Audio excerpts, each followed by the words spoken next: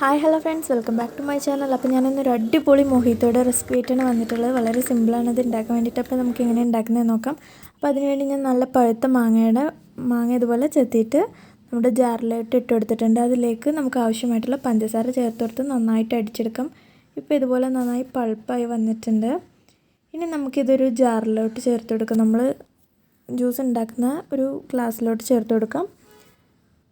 ഞാനിപ്പോൾ ഇതിലേക്കൊരു 3 table spoon pulp ചേർത്ത് കൊടുക്കുന്നുണ്ട്. അതിലേക്ക് ഒരു ടേബിൾ സ്പൂൺ പഞ്ചസാര പൊടിച്ചതാണ് ചേർത്ത് കൊടുക്കുന്നത്. അപ്പോൾ നമുക്ക് മിക്സ് ചെയ്യാൻ വേണ്ടി എളുപ്പമായിരിക്കും.